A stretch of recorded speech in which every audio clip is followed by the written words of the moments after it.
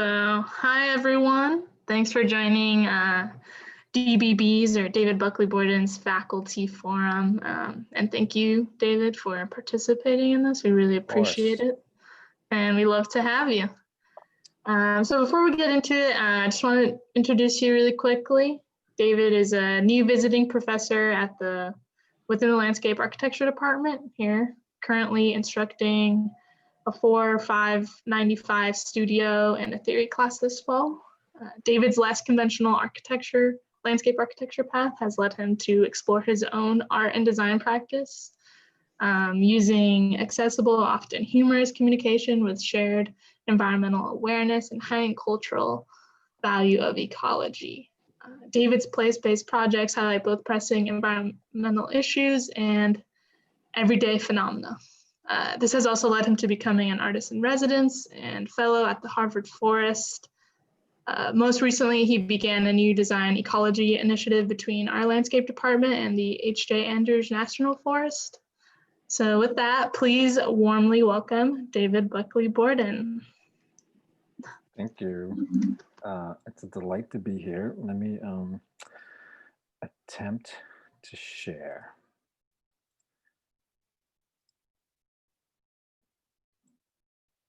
Can folks see that? Yep. Full screen-ish? Not all the way full screen. We see your Acrobat, but that's fine.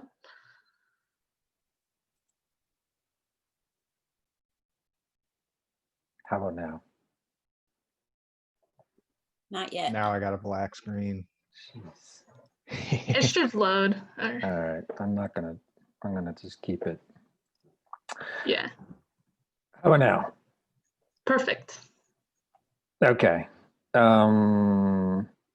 So totally delighted to be here in terms of this afternoon faculty forum talk, but also in the department. So as Izzy mentioned, I'm here for a 2-year tour duty. And in part, it was to kind of help develop a relationship between the H.J. Andrews and the department, but also as a way to represent alternative landscape architecture paths for students that are interested in that.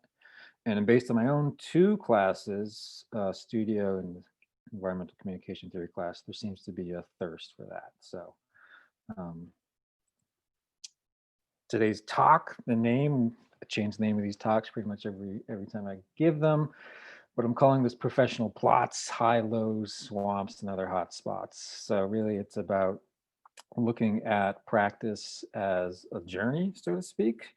And I always appreciate a good mapping analogy or mapping metaphor.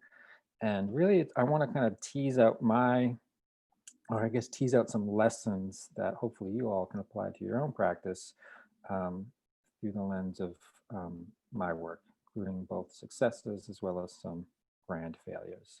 So, if I backed up, I haven't been doing this very long. So this was my first arguably landscape installation in the summer of 2014. Illegal, so to speak, not on a sanctioned site. And then, 4 years later, my first kind of what I'd call real or blue chip kind of installation at the Science Plaza at Harvard University.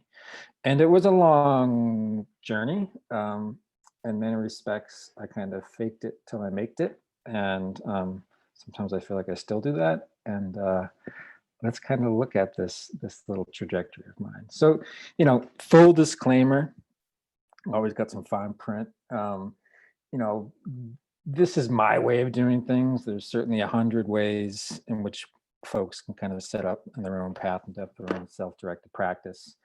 I'm not saying this is going to work for everyone. I'm not saying, quit your day job, so to speak. But at a minimum, I'm hoping to give you some ideas to think about. Maybe you kind of cherry pick the ones you like, and everything else you can flush it, so to speak. So the audience is really intended for, again, folks interested in the alternative landscape architect practice. In particular, I'd like to say it's for feral landscape architects, what I call FLAs. They can be licensed, they can be unlicensed, or they can be highly unlicensed. And I'm the latter for sure. And what do I mean by a feral landscape architect? And again, it's tongue in cheek, but there's a grain of truth to every good joke, right? So, let's get all academic on it. And how is it defined? Really, it's especially of an animal in a wild state after escaping from captivity or domestication. Typically, the feral animal has lived in a domesticated situation or as a trained specimen as defined in this definition. And interesting to note, these feral animals may disrupt ecosystems. So you can kind of see a pretty easy analogy, I guess, between a feral cat or a feral dog and a feral landscape architect. In that, I was trained as a landscape architect. I practiced in the corporate world for about 3 years. So I have a short tour duty. So I know enough to know that it's not the place for me. And it was a really productive experience, and I got all the skills and built a really nice community of folks that I continue to still work with, although I no longer work in a kind of design consulting practice. Any questions about the feral landscape architect?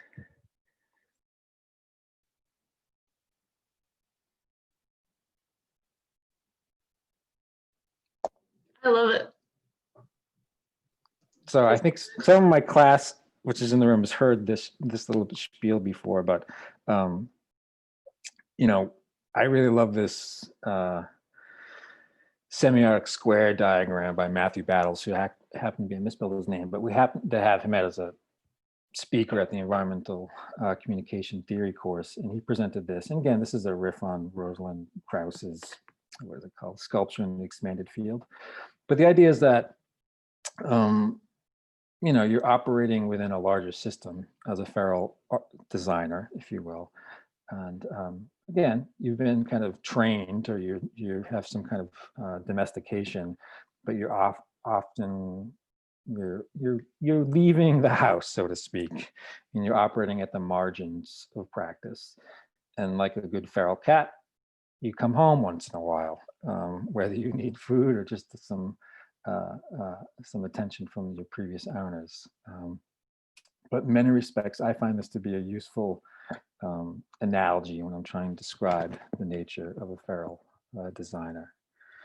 And if I had to boil it down to 10 points for a feral landscape architect in terms of the professional practice advice, if you came here for some easy answers, here they are. I'm not going to present these like this, but folks often kind of come to one of these professional practice lectures looking for some easy answers, and the reality is there are no easy answers, or there are easy answers, but usually they're not very useful because they're not specific to you as an individual as you're trying to kind of unpack and learn how best to operate within practice in terms of your own ambitions, your own skills, and your own vision of where you want to go. So, that concludes today's formal presentation. And of course, I'm happy to answer questions, but that's it. The rest is on your own. You got to figure it out. And again, this is a little tongue in cheek, but I appreciate the idea that this is really a process, and a good process, a good creative process, it always starts with good questions. And I think if there's nothing else that you get out of this talk today is thinking about some questions you can ask yourself to figure out your own place and where you want to go as an emerging professional.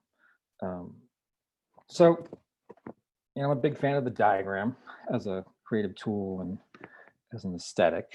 And if I had to charge myself with diagramming my own emerging practice as a younger designer, not that old, but I'm old enough, it would look something like this, meaning I have a kind of sense of some overlapping interests and skills and aspirations, but I don't really know how they line up. And I think one of the keys of school, especially the master's program, and I argue with the BLA as well, is you're not just here to learn the technical skills and the theory behind professional practice, but you're really trying to figure out what works for you, and just as importantly, what doesn't work for you. And so part of, I think, the education process is kind of learning to align your interests and your ambitions.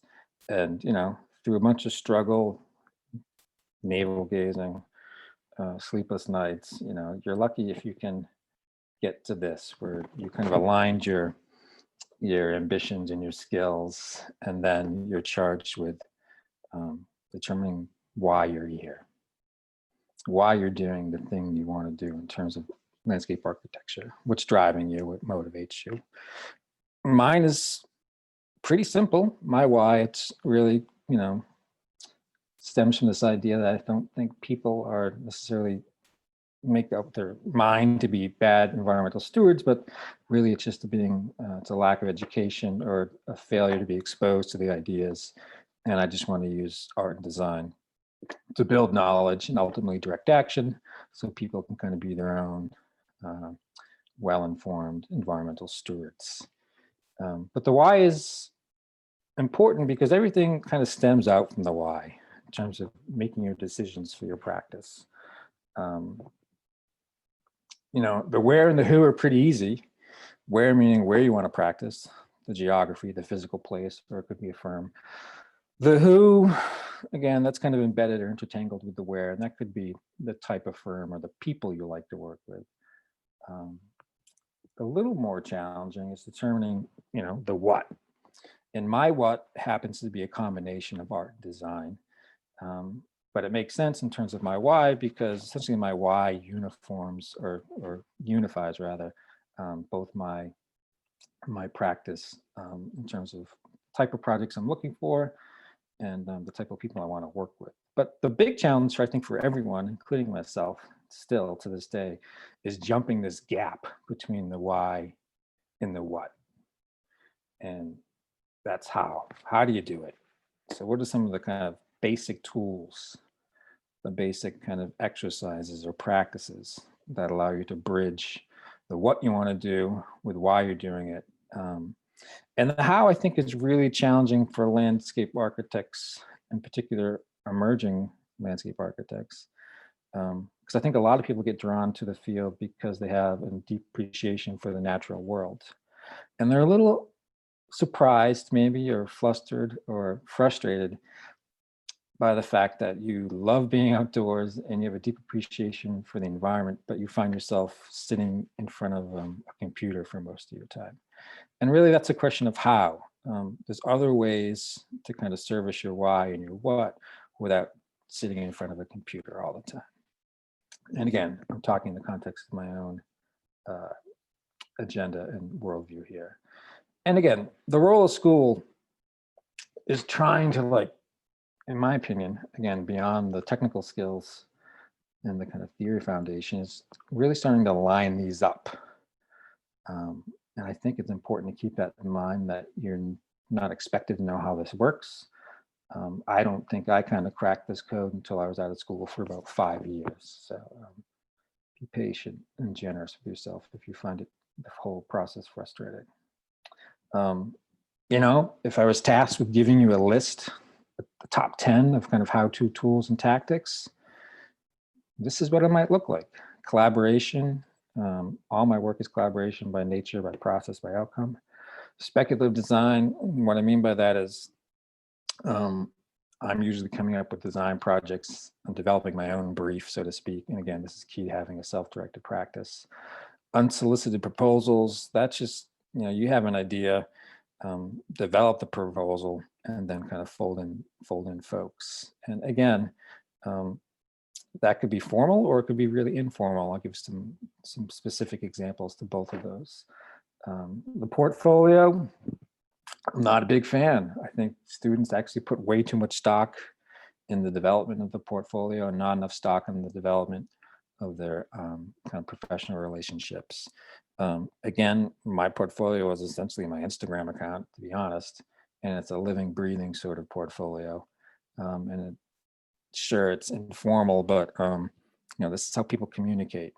They're not visiting people's websites and downloading PDFs of a portfolio. Again, the portfolio is important.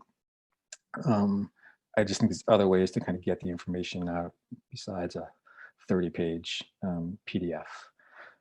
Public speaking is huge in terms of my practice, and I invite or encourage all students to really take that on head first. Most of my significant professional opportunities were direct result of speaking in front of a crowd of folks. Residencies and fellowships, extremely valuable for when you're starting out, especially if you're kind of looking to do place-based projects. These give you the into those communities, as well as, frankly, the financial funding. Sharing the work through public exhibition installation, publications in terms of writing, grants, and finally, and probably most importantly, a secret weapon called Camille, meaning making sure that having kind of an ally within your home fort, so to speak, is incredibly important to surround yourself. That people are supporting your work and your endeavors. And my wife, Camille, as many of you know, is continually supporting me and challenging me. And she's my harshest critic, but also my kind of biggest cheerleader and champion. So let's look at a couple of these. So my why, again, it's this idea that we're in a kind of the bleeding edge of an environmental shit show, and what can we do as a design community to support that? Sure, we can accomplish some of those response, or we can kind of respond with built works, but also I think you can respond with kind of educational work, and that's the position that I find most interesting. Going back in time, just to give you some cultural perspective, I come from a family of boys, 4 boys. We spent most of the time outdoors, in part because we had a really small house, but also we lived in a kind of a small suburb. We were latchkey kids, so to speak, and the babysitter was essentially the backyard and beyond. And actually, I think it had a huge impact on why I like being outdoors, but also my use of humor and play in commuting environmental issues. I grew up in a pretty small, closed-minded town. I went to a mediocre high school. I went to a pretty good college, Northeastern University, and studied entrepreneurship. And I was, in many respects, the black sheep of the family, in that the brothers directly above me and below me went to art school at the School Museum of Fine Arts, and my eldest brother was an environmentalist, and he still is today. And they definitely shaped me more than probably anyone to date. So, I actually was attracted to landscape architecture through land art. It was my initial attraction. And again, I know most of this work is environmentally irresponsible, but I just loved these kind of big, broad, sweeping, just grand, almost bold, almost obnoxious gestures. And really this spoke to my interest in, I think, the landscape experience. So, I don't think you can beat it in terms of a goosebump experience, being in a really awesome landscape and having a kind of really amazing human experience. And this is, I think, what I was chasing in grad school.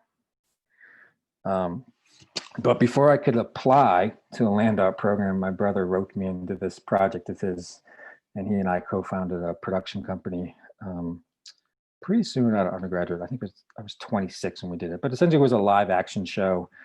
Started as a performance series of events, and based on that, we got into DVD production and television, produced a lot of junk made out of plastic and books and DVDs, and it was a blast. And this is where I really got introduced into the power of storytelling and narrative, but also the use of color and kind of a design with a pop sensibility. In many respects, I think this was kind of my unofficial MFA. And it was great. But after 8 years, I was ready to go because I really wanted to check out this land art thing. And, there's no land art program, so I ended at the GSD. And I'm sure, not really sure how I still feel about this. It was a trying experience. I definitely graduated as a stronger, more informed designer. A few students have asked me about the school. I'd say check it out if you're interested in a sleep-deprived, um, abused, overworked experience for you BLAs. Yeah, check it out. And even if you don't think you can get in, so to speak, if you looked at my portfolio, my application, arguably I was not a candidate. In particular, I always like to point out the fact that, my GRE score, I didn't even break 1,000. They said the minimum requirement was, I think, 1250. So I'm a big fan of kind of reaching or overreaching, or trying to strive for goals that you think are just out of reach. Anyways, it was a really top-notch education, although have a explicit love-hate relationship with it. The first 2 years, I just kind of went with the flow. I was kind of put my head down. I was a good soldier, so to speak. But by the third year, I started to buck, as they say, and I just started taking charge of my education and really just made the projects work for me. I didn't land any high passes or passes with extinction, so to speak, but I really started looking at landscape architecture through the lens of my own interest. And that was really using kind of graphics and kind of a non-traditional artistic approach to communicating environmental issues. And some of the faculty loved it. Some of them didn't. And another example of that. But as they say, 3 years later, I graduated and I was really good at making posters, and that's about it. And I realized two things. One, I didn't even know how to do a detail. I mean, I didn't even know AutoCAD when I graduated. And then I also knew that I didn't know anyone in the design field. It was just all these GSD folks who, again, that's a very particular scene or community. And I wanted to kind of expand that. I was tempted to go out and try my own thing, but I realized I couldn't build anything. So I basically signed up for phase 2 of the MLA at Sasaki Associates. I worked there for about 2-3 years. And this is pretty common or typical of the work we'd produce there. So yeah, I got really familiar with AutoCAD and Photoshop. But more importantly, I met a lot of people. So if you ever have the opportunity to work at a firm, like a big firm versus a small firm, sure, the boutique firms might make cooler stuff. But the bigger firms, you just get a lot more exposure to different people and ideas. And it's a good place to be when you're starting out. So the whole time I still continued my kind of artsy stuff on the side in the evening or in the morning. And I would share that with my design colleagues. Because in many respects, the creativity was really driven by architectural conventions and concepts. I left Sasaki. I was recruited for a position over at Ground, which is a much smaller firm. And, I had a little scratch. I couldn't quite, I had an itch I couldn't scratch at Sasaki. So I said, I'll try it out. So I went and worked for a smaller firm. And, the takeaway was you get less resources, you pay a little less, and you're expected to do a lot more. And that's kind of not what I was interested in. And then, one day it just dawned on me. I remember very well when I realized I just needed to leave. And this was the story I always tell, where I was charged to go look at, find the best pavers that you could clean meat grease off of. And this was the deck. And, I spent the day looking at pavers and meat grease, and as they didn't end up even using the pavers. So nonetheless, that was the moment I realized I needed to leave. And I just kind of wallowed in self-pity for about another month or two. And then my wife was the one who called me out. She basically pushed me off the cliff. She is the enabler. She drove me to work that morning and she said, cut the shit. You know what you need to do, stop procrastinating, blew me a kiss, pushed me out the car, and then I gave my notice. And then that was right towards the end of the year. So I kind of wrote out the month to finish up some projects. But then January 1, I was out of work, no job, no prospects. And the deal with my wife was pretty simple. She said, you get 2 years to figure this out.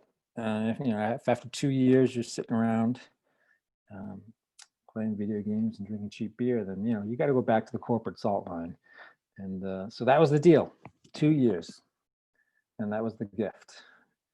Um, and I often show this project as part of this track because I'm really a big believer in oversharing. And I don't mean that in the conventional sense, like some grotesque details or talking about your health or whatever. Oversharing meaning just producing work and sharing it with the world without necessarily an agenda or a particular kind of audience. And I've done this on a couple occasions, and this Fun a Day project is a good example of that. So the Fun a Day kind of format's pretty simple. You just make something every day online and you share it. And at the end, there's like an exhibition. So it's an organized but self-directed activity. And I did this series of, installations. Again, I was interested in doing this type of work, although I didn't have the money or the wherewithal to do it, but I did have Photoshop and I could kind of grind these simple installation concepts out.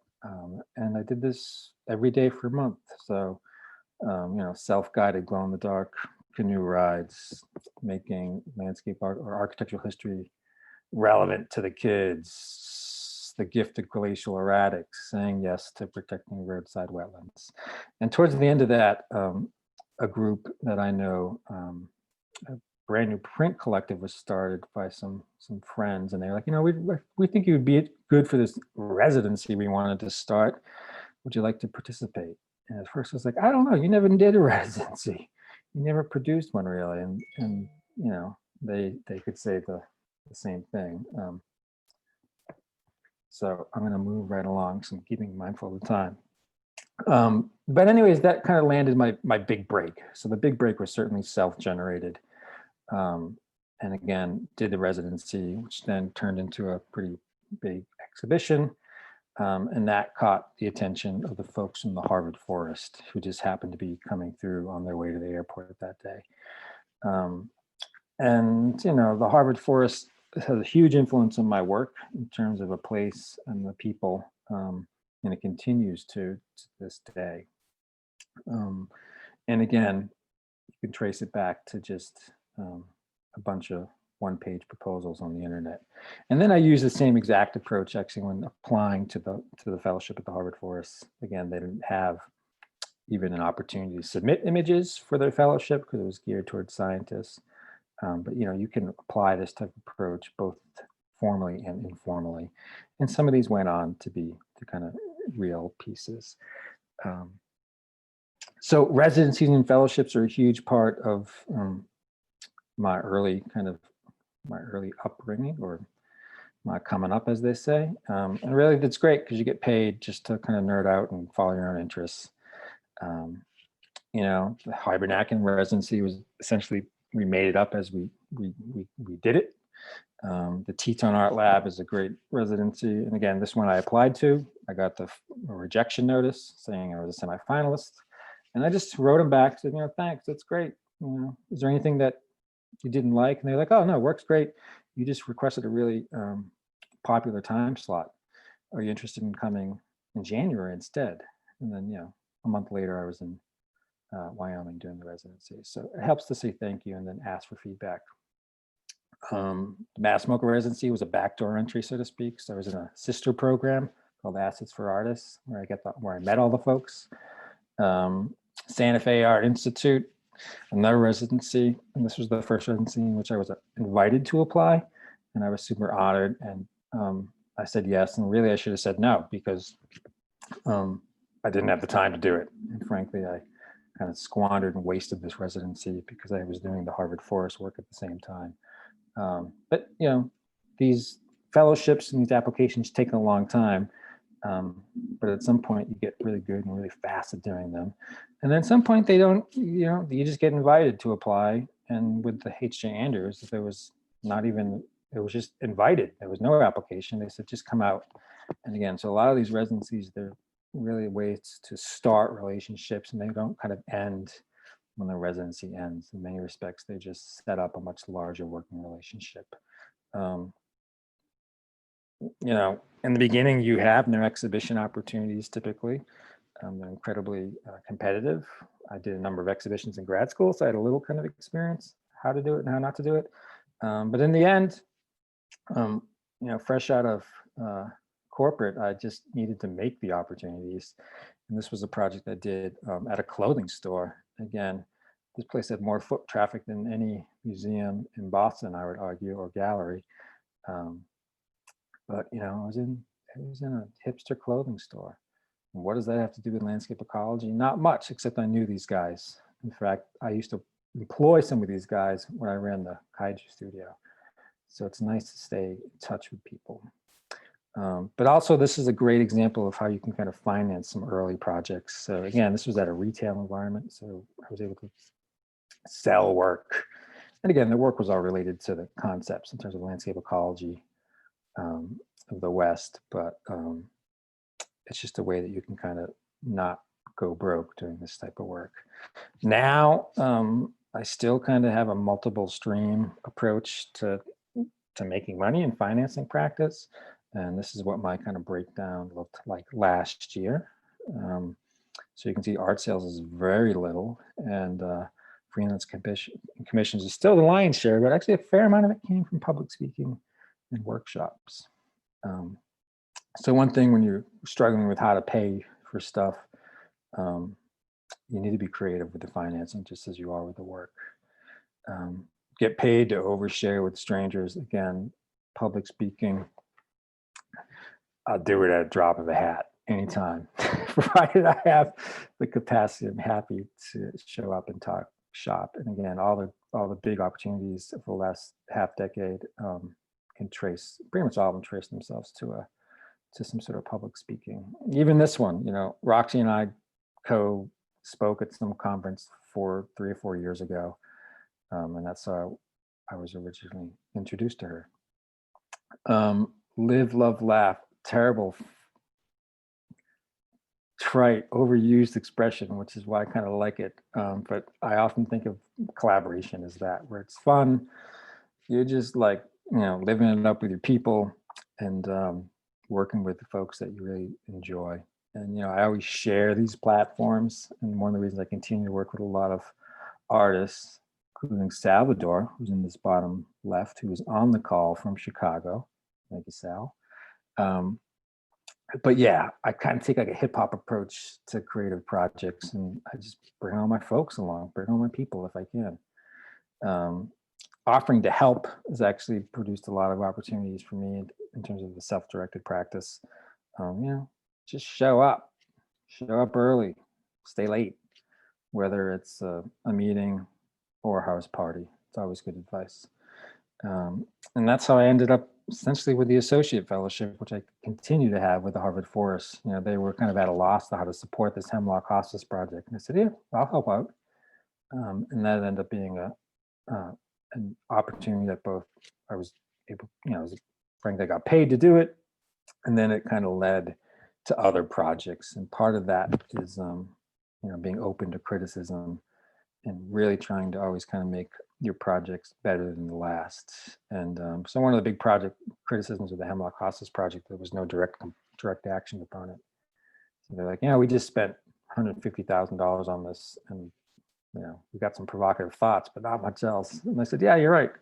Let's try to do something that has a direct action component. And again, that's where this project came, basically based on their criticism of the project.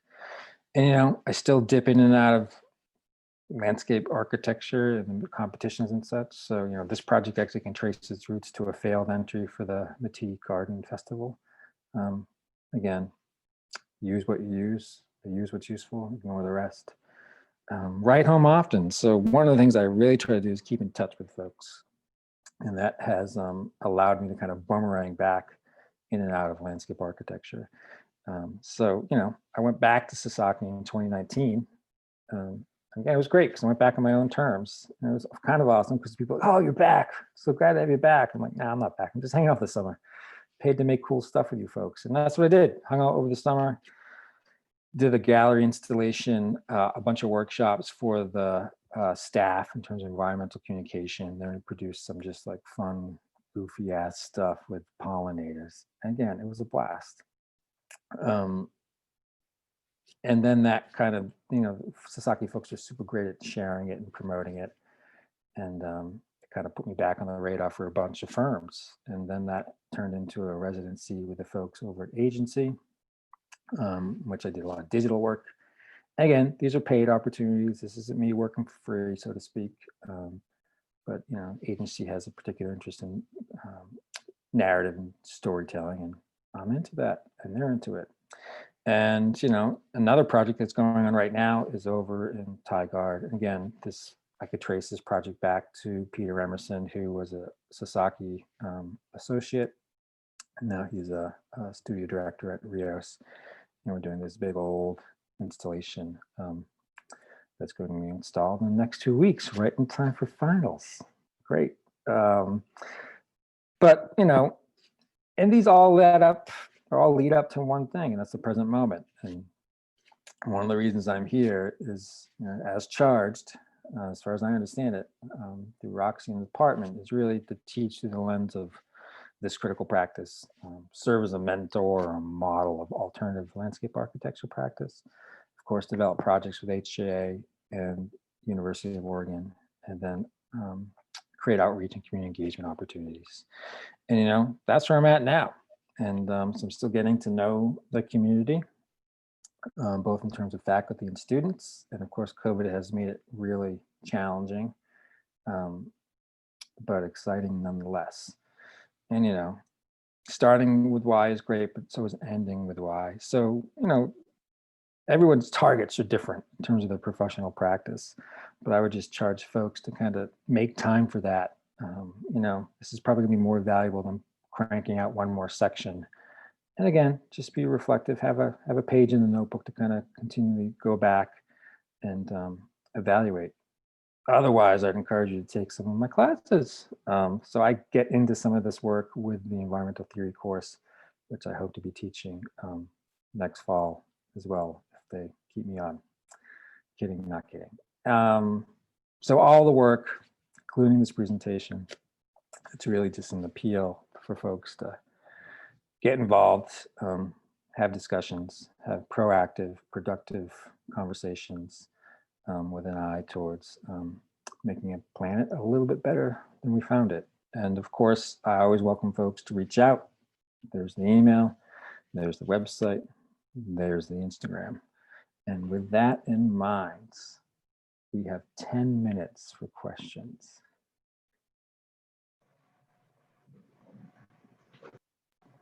Perfect timing. And yeah, be mindful of your studio in 20 minutes, I guess, since you're the instructor.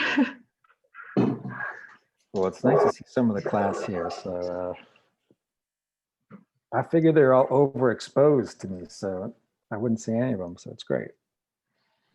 I feel like I hadn't seen all that before, despite being in your studio, and I really appreciate the honesty of the travel and the journey of getting from A to J to B to D. I don't know. It's the long winding road, but it's fun. I mean, sure, there's lots of frustration and letdowns and failures, but I think what keeps me really going is the collaborative nature of the type of projects I like. It also kind of gives me, by wearing two hats, meaning art hat and design hat, I can kind of jump around to different scenes, if you will, or different communities. And again, there's challenges with kind of code switching like that, but otherwise I think it makes for a really interesting approach to practice. And how do you, when you're collaborating, because you have a variety of projects, how do you kind of feel that out? If that's gonna be a good fit? Yeah. The collaborators? Uh-huh. It depends, as the lame answer. So some of these folks I've been working with for 20 years. Some of them I just meet and I just listen to my gut. A fair amount of these folks I just met online. That doesn't sound like some weirdo. but I could just tell by their work and, you know, interacting with them online that they seem to be kindred spirits, right? And once in a while, I work with people that it doesn't work out. You know, some crazy happens. You know, but typically that's few and far between. And I think in part because I always share the credits. I always share the money, even if it's really small. And I always share the love. So, you know, part of the kind of benefits of doing collaborative work is, you know, fostering a community of folks. So, yeah, it's kind of a feel-good approach to practice, I think.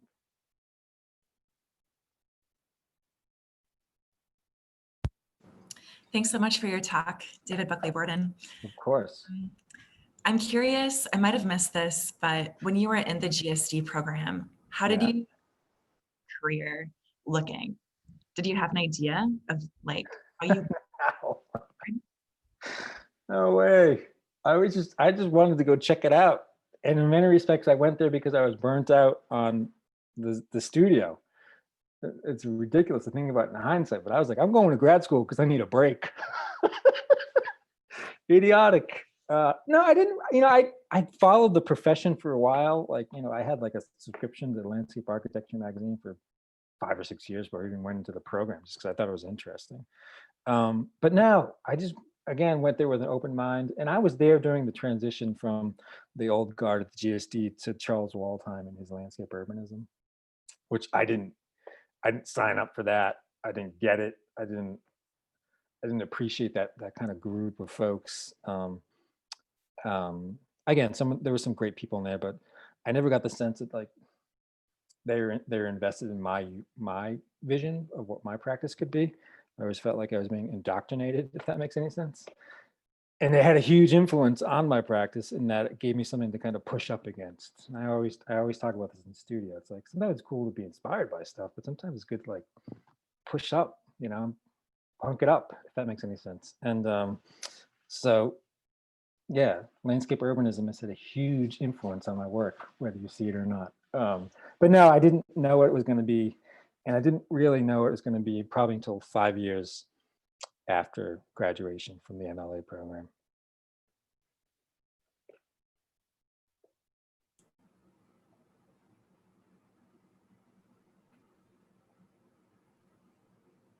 Okay, delayed thanks. Cool. You should bring your wife to class so we can meet her. She seems cool. She is cool. She's in class all the time. You just don't know it. Well, tell her to turn on Zoom, man. She's actually at work today. So she works as a obstetrics and gynecology nurse practitioner. She just started working at Women's Care in Eugene, and she was partially recruited because she's done a lot of work with the Latina community in Boston. So Camille's Colombian born, and she's got that fire. And yeah, she is amazing. She's like me, Colombian born. Yeah, Yeah. it's great. Look out! Don't mess. Don't mess. Salvador, are you there?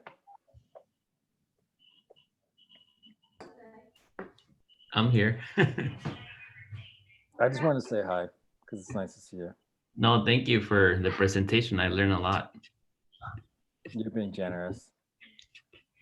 So Salvador and I have worked together on a couple of projects, including work at the Harvard Forest. And I think he's now at the Art Institute of Chicago, teaching sculpture on a fancy tenure track position. So I'm blessed that he showed up today. No, but I think also, you know, I think one of the things that when I met Dave was through Urbano Project, which I think it's also a really great organization that is doing outstanding work in Boston. And, you know, I learned a lot from David. Like he was just doing graphic design, but he always kind of like stepped in and helped us out with the sculptures that I was, you know, in the same way, like I was trying to do projects that I probably didn't even know how to do, and we would just figure them out with the youth, and it was good to have David there. Yeah, so Urbano Project is a youth arts organization that works with students, high school students, typically from the Boston area, and typically with socially engaged, community-based artwork. And full disclosure, it is run and operated by my mother-in-law. So you pick up work where you can, how you can. So yeah. And many more than once I'd go over there and help out whenever Stella needed me, and that's how Salvador and I initially met.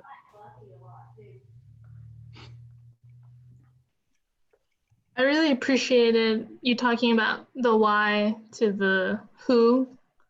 I think a lot of us were like, we're all students and we're all trying to figure out what we want to do and why we even came to the program. I feel just, in my 5th year, I feel like I've forgotten like why I've even joined. Like I feel so like I have tunnel vision. I'm just doing my work and not even thinking about the big picture and why I even started doing this in the first place. So it was definitely inspiring and nice to see your journey. Since I've been here, I have all sorts of flashbacks to my own MLA experience. And I always try to, so when I'm developing coursework or lectures, I always try to. Is it triggering for you? Sometimes, yeah. But one thing I realized is, and I'm going to talk to Roxy about it, is developing a course that really is about, it's like a professional development course. And I don't mean that in the corny, like, 10 steps to success. I mean, but really kind of having a bunch of like self-reflection exercises. So perhaps it's like a theory type course, if that makes sense.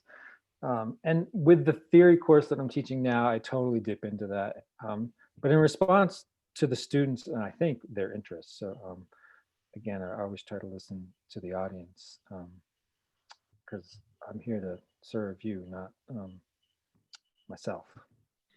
That's a really great idea. I did the because we have to have the pro practice class to fulfill our requirements to graduate. And I did that last term and it was interesting, but there wasn't a lot of self-reflection of, why are you really here? Which will then help inform where you're going, right? Is this the intro to landscape architecture, like theory class?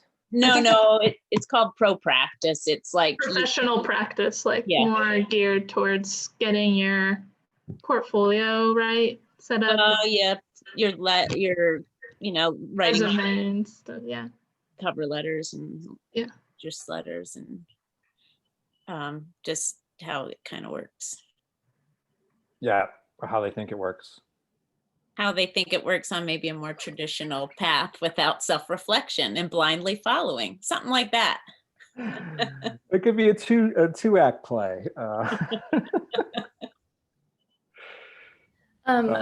don't have a question, but I just want to say, first of all, thanks. And thanks for showing one of my favorite slides was the one where you broke down the percentages of, was it art sales, public speaking? Yeah. I really appreciated seeing that. It was just refreshing to see kind of a behind the scenes of like, where does money come when you're not at a firm? So thanks.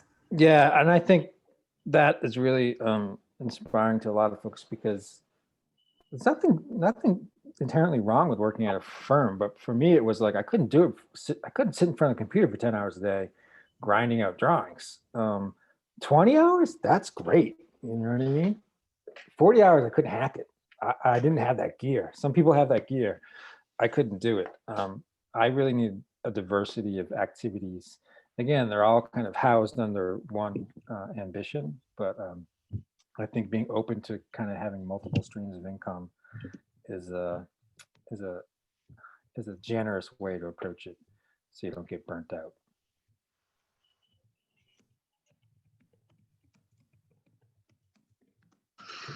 Well, it's over 50 after, and we all have studios to get to, but thank you, David. That was really great to see like a nice, honest, and vulnerable perspective on where you've gone and where the potential to go is. Always happy to overshare. Learned a lot. Cool. thanks again. Yeah, and, thank you, David.